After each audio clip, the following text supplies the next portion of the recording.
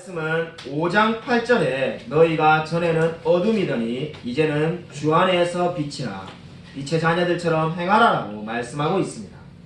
어둠이 무엇입니까? 어둠은 하나님을 알지 못하는 상태가 어둠입니다. 예전에는 저와 여러분이 하나님을 알지 못해서 제 가운데 거했지만은 이제는 하나님을 믿는 자로서 그에 합당하게 살아가라는 것이 오늘 말씀입니다. 근데 빛 가운데 행하라라고 말을 하는데 구체적으로 어떻게 살아라는 말씀입니까? 구절을 보시면은 구체적으로 어떻게 살아라는지 말씀이 나옵니다. 착함과 의로움과 진실함으로 살아라고 성경은 말씀하고 있습니다. 세 가지를 말씀하고 있는데 먼저 착함이 무엇입니까? 착함은 헬라어로 아가소수네입니다. 이 에베소서에서 지금 착함으로 번역이 되어 있지만은 성령의 9가지 열매를 보면은 양선이라는 게 있습니다. 그 양선이 바로 이 착함과 똑같은 단어입니다. 그러니까 우리가 성경의 다른 성경에는 양선이라고 되어 있고 에베소서에는 착함이라고 번역이 되어 있습니다. 어떻게 번역을 하든지 간에 이 말씀의 뜻은 다른 사람들에 대한 배려를 의미합니다. 착하다는 것이 그냥 순하다 이런 뜻이 아니라 다른 사람을 배려하는 것이 착하다는 겁니다. 왜냐하면 사람은 본능적으로 이기적입니다. 굳이 노력하지 않아도 늘 나를 중심으로 생각하고 나에게 제일 편한 대로 행동하는 것이 인간의 본능입니다. 그런데 착하다는 것이 무엇입니까? 한마디로 말하면 그 본성과는 반대로 살아라는 것이 오늘 성경의 말씀입니다. 우리가 이미 예전에 강해 설교를 했는데 요한일서 3장 16절에 이런 말씀이 있습니다. 그가 우리를 위하여 목숨을 버리셨으니 우리가 이로써 사랑을 알고 우리도 형제를 위하여 목숨을 버리는 것이 마땅하니라 라는 말씀이 있습니다. 예수님께서 저와 여러분을 위해서 목숨을 버렸습니다. 그와 마찬가지로 저와 여러분도 요한일서 3장 16절은 목숨을 버리는 것이 마땅하다고 말합니다. 그 말씀이 바로 무엇을 의미하는가? 착함을 의미하는 겁니다. 착하게 산다는 것은 저와 여러분이 마땅히 해야 될 일을 하는 겁니다. 그러므로 저와 여러분이 선하게 사는 것은 선택의 문제가 아니라 마땅히 해야 할 일, 의무라고 성경은 강조하고 있습니다. 오늘 에베소서 5장 말씀도 착하게 사는 것이 지금 의무라고 말을 합니다. 내가 하고 싶으면 해도 되고 안 하고 싶으면 안 하는 것이 아니라 저와 여러분에게는 선택할 권리가 없습니다. 저와 여러분은 이제 하나님께서 무조건 착하게 살기 위하여 우리를 구원하셨다라고 성경은 말씀하고 있습니다. 문제는 무엇입니까? 이렇게 착하고 선하게 사는 것이 쉽지 않다는 데 있습니다. 이것이 쉽다면 우리가 왜 고민을 하겠습니까? 차라리 성경이 악착같이 살아라 이렇게 말하면은 아마 저도 마찬가지지만 여러분도 충분히 살아볼 자신이 있을 겁니다. 내가 오늘부터 10원짜리 하나라도 손해를 보지 않게 살겠다 이렇게 다짐하면은 이거 이루기 그렇게 어렵지 않습니다. 그거하고 반대로 늘 손해보고 져주면서 살아가는 것이 성경의 말씀인데 이 말씀은 결코 살아내기가 쉽지가 않습니다. 제가 서울의 영광교회 부목사로 사역할 때 일입니다. 제 앞에 먼저 온 선임 목사님이 11월 달쯤에 어느 날 갑자기 교회로부터 권고사직을 당하게 되었습니다. 그래서 교회에서 연말까지만 사역을 하고 나가라는 통보를 받게 되었습니다. 그런 줄 알았는데 어느 날 그 목사님이 나는 이제 아무 일도 12월 달까지 하지 않겠다고 말하면서 일종의 이게 노조가 데모를 하듯이 출근만 하고 일을 하나도 하시지 않게 되었습니다. 그래서 그런갑다 하고 있는데 며칠 지나자 교회에서 갑자기 저에게 쌀을 무료로 나눠주는 일이 있는데 그 일을 저보고 하라는 겁니다. 그러니까 이 교구 담당이었던 앞에 있는 목사님이 연말이 되면은 교회에 있는 수많은 성도님들이 기증하신 헌금을 가지고 수십 포의 쌀을 사서 이제 가난한 분들에게 우리 교회를 다니는 분과 교회를 다니지 않더라도 이웃 주민 중에 가난한 사람에게 쌀을 나눠주는 일이 있었습니다. 한 보통 2, 3일 동안 열심히 나눠줘야 할 수 있는 일인데 그거를 저보고 해라 했습니다. 생각을 해보니까 이게 내 일이 아닌데 이거 내가 하나 싶어가지고 담임 목사님에게 따져 물었습니다. 제가 이걸 왜 합니까 하니까 자기가 아무리 설득을 시켜도 권고사직 당했다고 저렇게 마음이 토라져서 안 하겠다고 앉아있는데 내가 때릴 수도 없고 시킬 방법이 없지 않느냐. 근데 교회 일을 해야 되니까 내가 가서 쌀을 칠 수 없으니까 또 다른 남아있는 부목사님이 너가 할 수밖에 없다 이렇게 말하는 겁니다. 제가 이제 쌀을 나르러 이제 나갔는데 뭐 사실 생각해보면 힘든 일은 아닙니다. 왜냐하면 영광교회는 운전기사 집사님이 있으니까 운전기사님이 운전을 하고 신방 여자 전도사님이 어느 집인지 알려주면은 저는 본고에 실려있는 쌀을 가지고 내려서 갖다 주기만 하면 됩니다. 일은 힘들지 않은데 본고에 타고 있는데 생각하면 생각할수록 괘씸합니다. 아니 내가 일을 왜? 내가 뭘 잘못해서 일을 할까? 차라리 주보에 내가 오타를 만들었는데 이름을 잘못 썼으니까 목사님 잘못됐습니다 이래 말하면은 인정하기가 쉬운데 그러니까 나는 그냥 출근했을 뿐인데 내일은 그대로 지금 쌓여있는데 이 일을 내가 왜 할까? 막 생각이 억울하다는 생각이 들어가지고 얼굴이 빨개졌어요. 그러니까 옆에 보니까 운전기사 집사님하고 신방 여자 전사님이 제 눈치를 살살 보면서 딴 거 재밌는 이야기를 자꾸 하려고 하는데 아무리 재밌는 이야기를 해도 웃음이 안 나옵니다. 오전을 계속 마음이 원망하면서 한 집을 보내고 또 원망하면서 한 집에 쌀을 주고 이렇게 오전이 끝났습니다. 점심을 먹고 오후가 되었는데도 분노가 치밀어 오르지 가라앉지가 않습니다. 근데 오후에는 이 영광교 옆에 녹건동 재개발구역에 쌀을 배달해야 되는데 쉽게 말하면 그냥 산동네입니다. 산에다가 다 집을 지어가지고 높은 데 있는데 별로 걱정하지 않았습니다.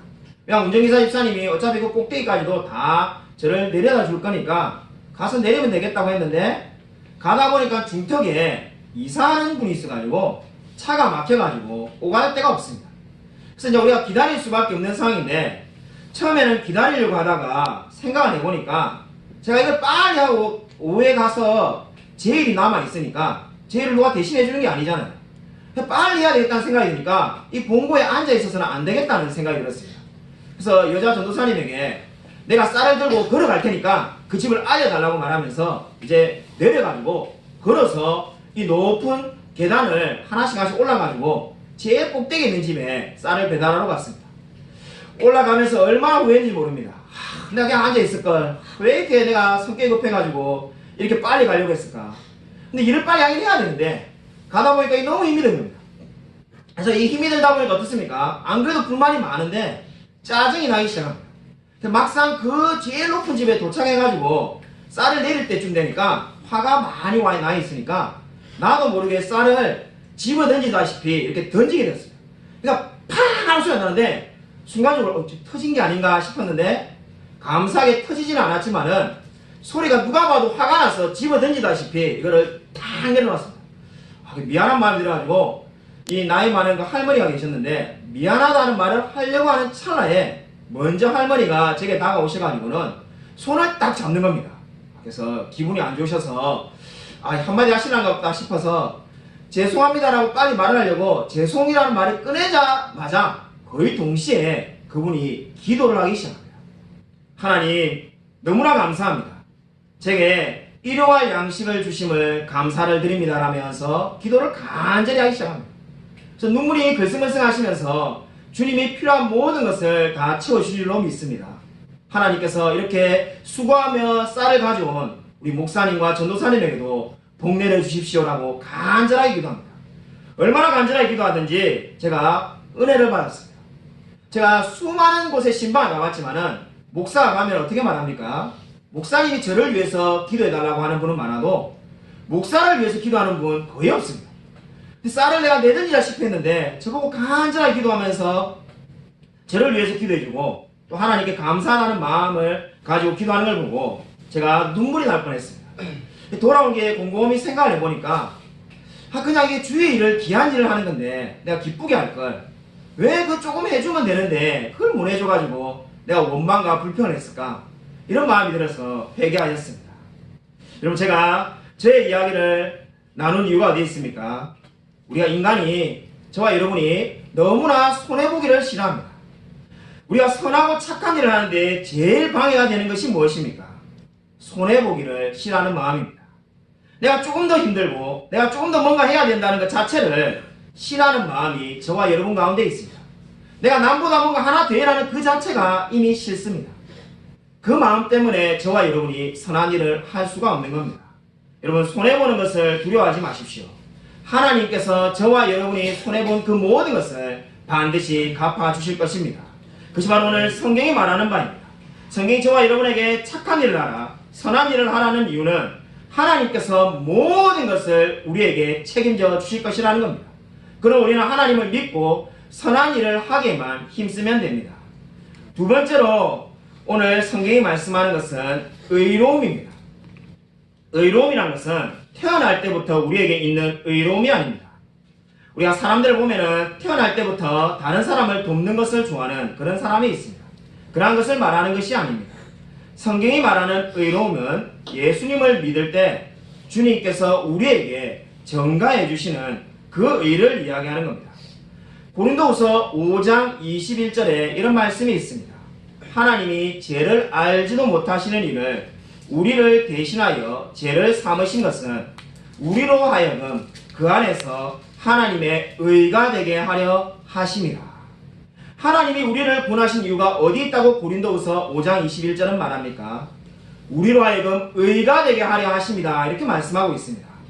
저와 여러분에게 의가 되게 하시기 위해서 하나님께서 우리에게 뭔가를 해서 의를 만들라고 한 게 아닙니다. 의를 전가해 주었습니다. 하나님이 이미 우리에게 의를 주었습니다. 그러므로 이제 우리는 구원받은 사람으로 그 의를 나타내라는 것이 하나님의 말씀입니다. 나의 말과 행동과 생활하는 곳에서 하나님의 의를 나타내라는 것이 오늘 두 번째로 성경이 말하는 바입니다. 세 번째로 오늘 성경은 진실함에 대해서 말을 하는데, 진실함이라는 것은 말 그대로 거짓을 말하지 않는 삶을 말하는 겁니다.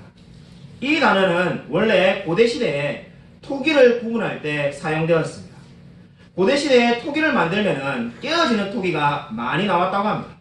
근데 종종 장사꾼들 중에 이 깨어진 토기를 팔고 싶어 하는 사람들이 많았다고 합니다. 근데 팔려고 할 때 이게 진짜 톡인지 깨진 톡인지 구분하는 방법이 하나 있었는데, 그것은 바로 햇빛에다가 이 토기를 비추어 보면은 그게 깨어졌는지 안 깨어졌는지 금방 구분할 수 있었다고 합니다. 그때 토기를 햇볕에 비추어 보여주는 것, 그것이 바로 진실함이라는 단어의 뜻이 되겠습니다. 그러니까 진실한 것은 햇볕에 토기를 비추는 것처럼 저와 여러분의 모든 삶을 하나님 앞에 비추어 보는 것을 말합니다. 한마디로 말해서 거짓을 말하지 않고 하나님이 보시기에 늘 옳은 말을 하는 사람을 진실한 사람이라고 성경은 말을 하고 있습니다. 여러분, 사람이 누구에게 가장 거짓을 많이 말할까요? 여러분이 한번 생각해 보십시오. 답을 말하지 않아도 됩니다. 여러분, 누구에게 가장 거짓을 많이 말합니까?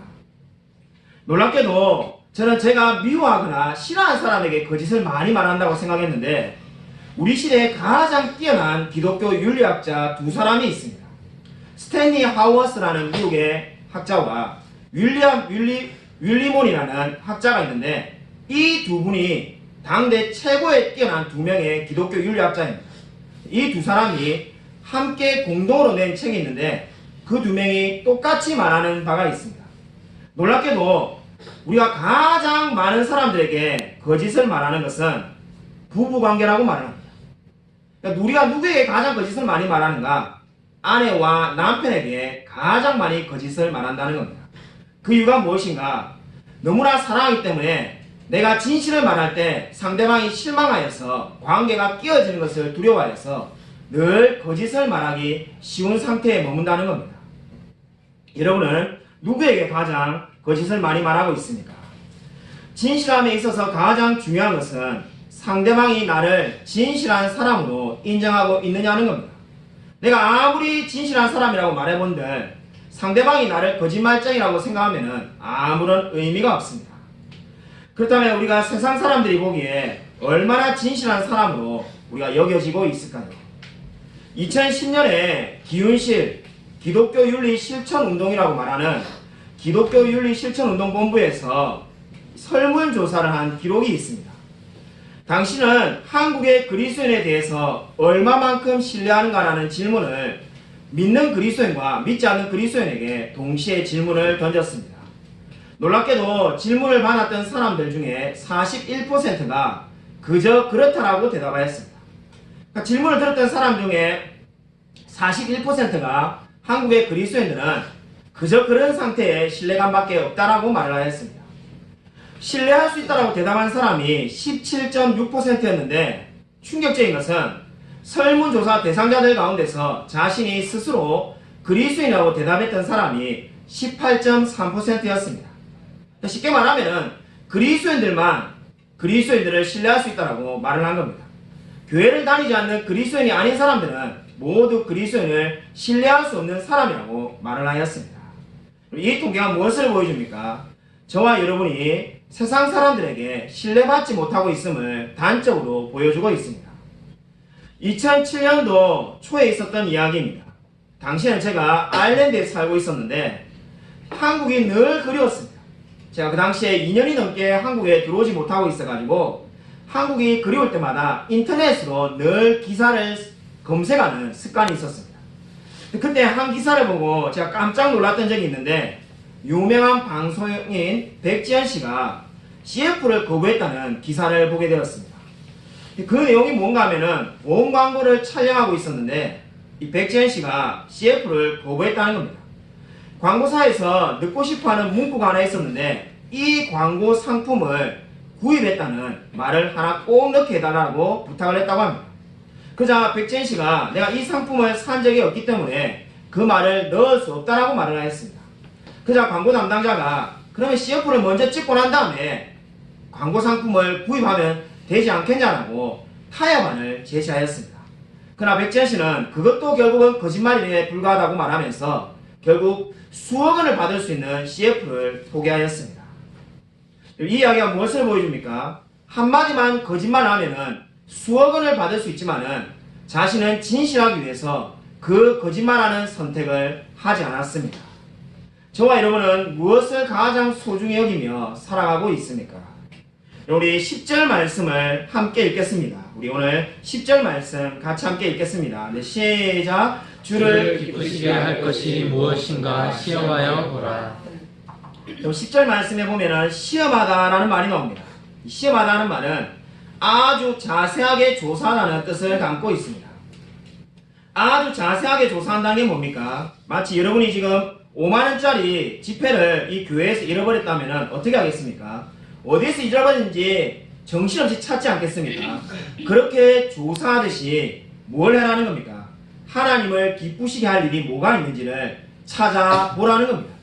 그냥 가만히 있다가 하나님이 명령하시는 일을 하는 게 아니라 저와 여러분이 능동적으로 하나님이 기쁘시게 할 일이 내한테 뭐가 있을까 찾고 또 찾으라는 것이 이 말씀의 의미입니다. 성경을 보면은 이 시험하다는 말을 예수님이 바리새인들을 향하여 자주 사용하였습니다.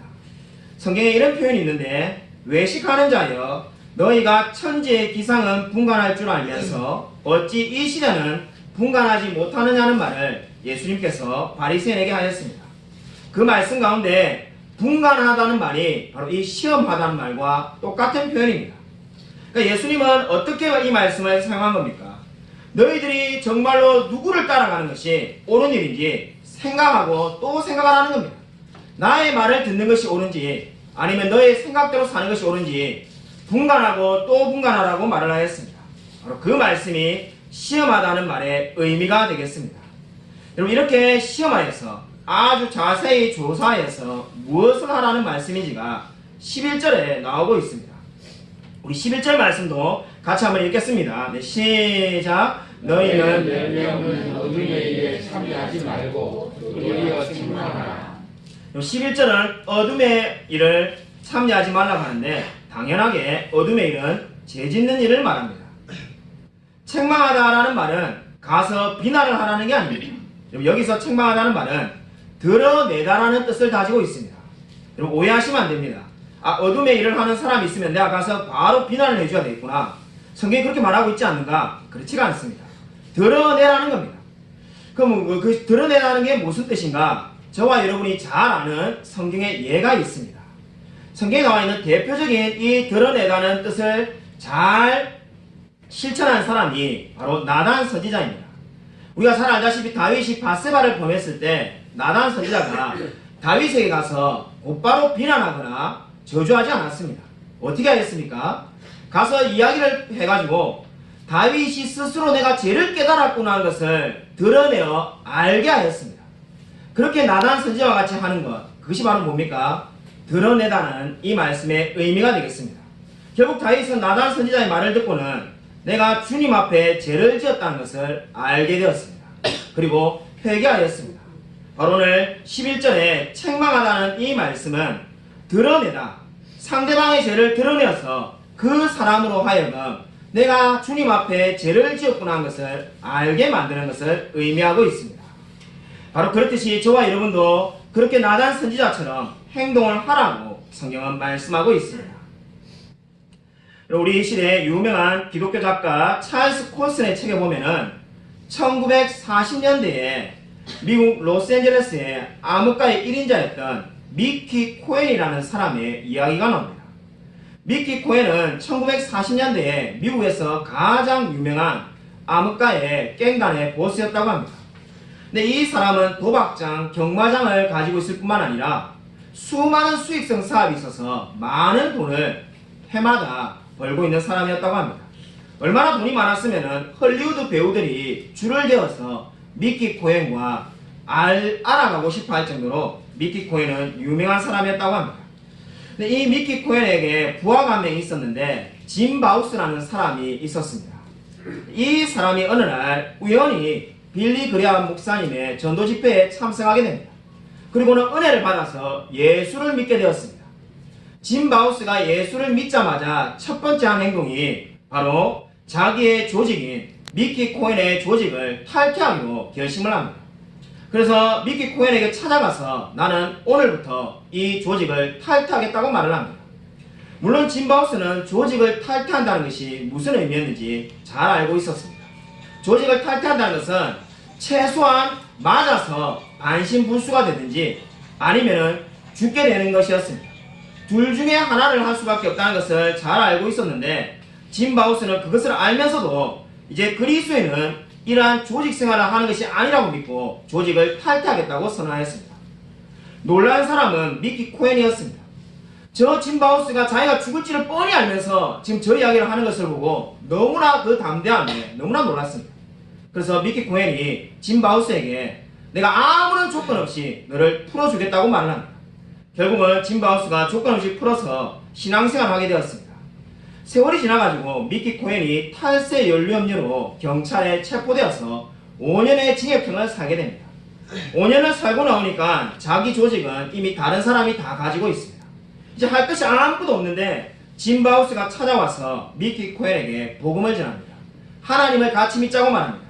그때 미키 코엔이 예수를 믿고 거듭나게 됩니다. 온 미국 사람들이 다 놀랐습니다. 그 암흑가의 깡패 중에 깡패가 예수를 믿게 되었다고 신문에서 연일 보도합니다. 몇 년이 지나자 모든 세상 사람들은 미키 코엔이 그리스도인한 것을 의심하지 않게 되었습니다. 바로 그때쯤에 미키 코엔의 삶에 이상한 행동이 나타나기 시작합니다. 미키 코엔이 다시 암흑가의 조직을 구성해가지고 자신이 옛날에 일했던 사람들을 다 모아가지고 새롭게 조직에 두목이 됩니다. 그 모습을 보자마자 옛날 부하였던 짐 바우스가 미키 코엔을 찾아갑니다. 그리고 단호하게 이렇게 말합니다. 미키, 당신은 이 범죄 집단을 멀리해야만 합니다. 하나님은 이러한 것을 원하지 않습니다라고 말을 합니다. 당장 조직 생활을 그만두라고 말합니다. 그때 미키 코엔이 이렇게 말을 했다고 합니다. 어이 짐 바우스, 그리스도인 영화배우도 있지 않는가? 그리스도인 운동선수도 있지 않은가? 그리고 그리스도인 사업가도 있다. 근데 왜 그리스도인 깽단은 안 되는가? 만약에 내가 이것을 포기해야 된다면 나는 그러한 기독교는 믿지 않겠네. 이렇게 말하고 미키 코엔은 다시 범죄 집단으로 돌아갔습니다.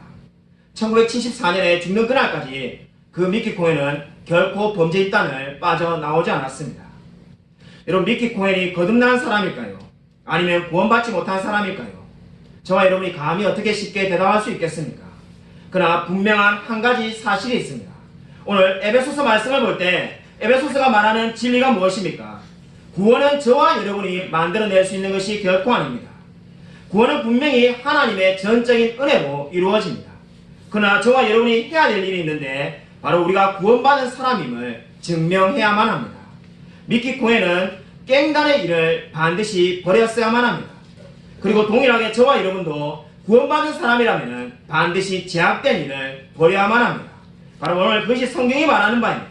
어둠의 일을 버리며 어둠의 일에 참여하지 말고 도리어 책망하라고 성경은 말씀하고 있습니다. 우리 마지막으로 14절 말씀을 같이 함께 읽겠습니다. 14절 같이 한 목소리 읽겠습니다. 네, 시작. 그러므로 이르시기를 잠잠히 자여 깨어서 죽은 자들 가운데서 일어나라. 그리스도께서 너에게 비추이시라 하셨느니라. 아멘. 여러분, 이 말씀에서 죽은 자들과 잠자는 자들이 대조를 이루고 있습니다. 죽은 자는 거듭나지 않은 사람을 가리키고 있습니다.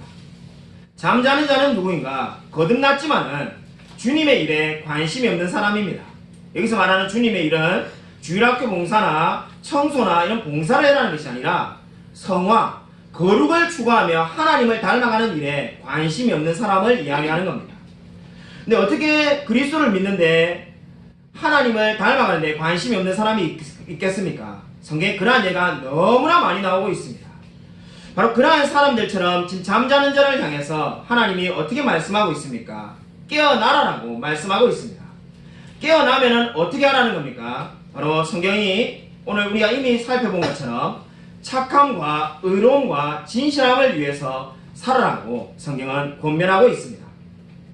우리 14절에서 우리가 꼭 주목해 봐야 될 단어는 일어나라는 말씀에 여러분 밑줄을 그어두십시오. 여러분 에베소서를 보면은 수동태로 된 말씀이 정말로 많았습니다. 우리가 이미 살펴본 에베소서 대표적으로 2장 5절부터 6절에 보면은 하나님께서 우리를 죽은 자 가운데서 살리셨다라고 말을 하였습니다. 그리고 또한 일으키셨다라고 선언하였습니다. 그리고 하늘에 저와 여러분을 앉히셨다라고 말을 하였습니다. 저와 여러분을 죽은 자 가운데서 살리시고 우리를 일으키시고 하늘에 앉히셨다라고 에베소서 2장에 말씀하였습니다. 여기서 저와 여러분이 한 것은 아무것도 없습니다.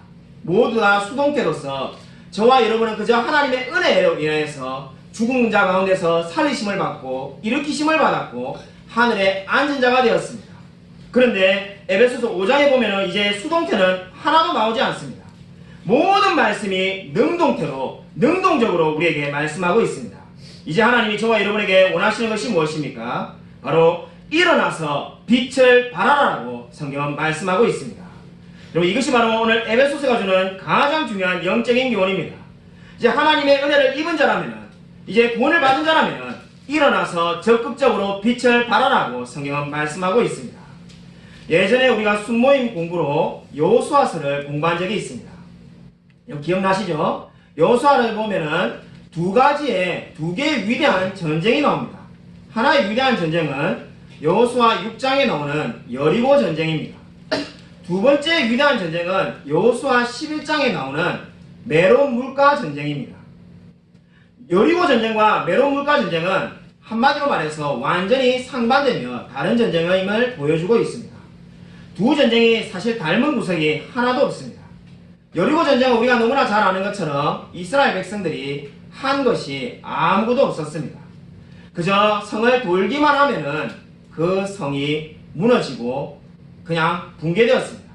한마디로 말해서 하나님께서 모든 것을 다 하셨습니다. 근데 그것이 바로 무엇입니까? 가나안 땅에 들어갔을 때 싸웠던 첫 번째 전쟁이었습니다. 근데 이제 여호수아 11장에 메론 물가 전쟁을 보면 어떻습니까? 하나님께서 여리고 전쟁과 같이 역사하지 않습니다. 하나님은 마치 안 계신 것처럼 보이지 않고 모든 것을 다 여호수아와 그 부하들이 준비합니다. 여호수아와 그 부하들이 계획을 짜고 열심히 준비해서 전쟁을 치릅니다. 근데 놀라운 것은 무엇입니까? 하나님이 전혀 나타나지 않는데도 여리고 전쟁처럼 놀랍게도 똑같은 결과가 나타나게 됩니다. 왜 하나님이 이렇게 하십니까? 하나님이 그냥 여리고 전쟁처럼 메론 물가 전쟁도 너희들은 걷기만 해라, 내가 다 부셔주마, 이렇게 할 수 없어서 안 하신 게 아닙니다. 하나님이 근데 그렇게 하신 이유가 어디에 있습니까? 이제 더 이상 이스라엘은 영적인 어린아이가 아니라는 겁니다. 너희들은 스스로 일어나서 하나님의 말씀을 들고 담대히 나아가서 싸울 수 있다는 것이 메론 물가 전쟁의 의미가 되겠습니다. 여러분, 그러므로 오늘 성경이 저와 여러분에게 말씀하는 것도 마찬가지입니다. 저와 여러분에게 하나님은 무엇을 원하고 있습니까? 이제 여리고 전쟁처럼 우리는 아무것도 할 일이 없고 그저 앉아만 있으면 된다라고 하나님이 말씀하고 있지 않습니다. 여러분, 여전히 여리고 전쟁과 같이 여리고에 머물러 있지 않습니까?